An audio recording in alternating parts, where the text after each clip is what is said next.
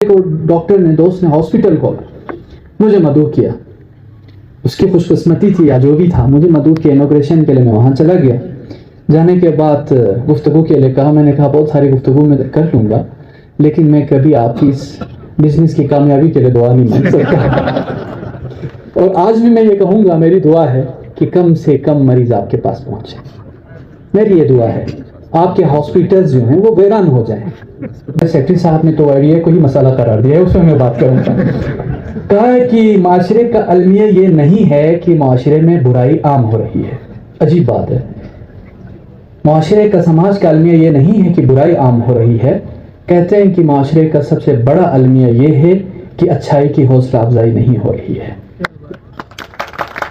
یعنی ثابت ہوتا ہے کہ اگر اچھائی کی حوصلہ افزائی ہو جائے تو برائی کی حوصلہ شکنی ہو جائے گی. آپ اور ہم جس سوسائٹی میں رہتے ہیں، آپ اور ہم جس معاشرے میں رہتے ہیں، اس معاشرے کے، سماج کا بھی سب سے بڑا المیہ یہ ہے کہ اچھائی کی پذیرائی نہیں ہوتی، حوصلہ افزائی نہیں ہوتی.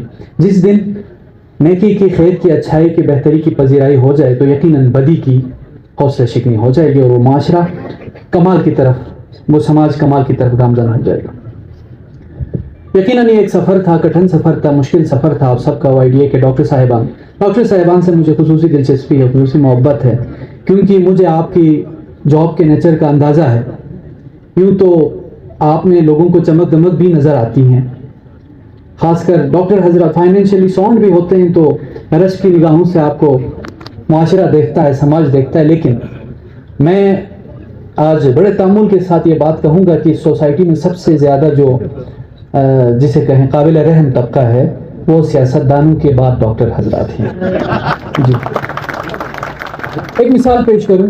اسکردو میں ایک پیشنٹ، ایک جوان کھمبے سے گرا، لیکن وہاں اس ٹائم پہ سرجن نہیں تھا.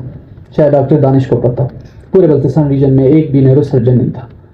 میں نے کال کی تو ایک ڈاکٹر جس کا میں نام لوں گا اور شکریہ بھی ادا کروں گا، میں نے کال کی کہ یہ سیریس ایشو ہے اور پیشنٹ جو ہے موت و حیات کی کشمکش میں ہے.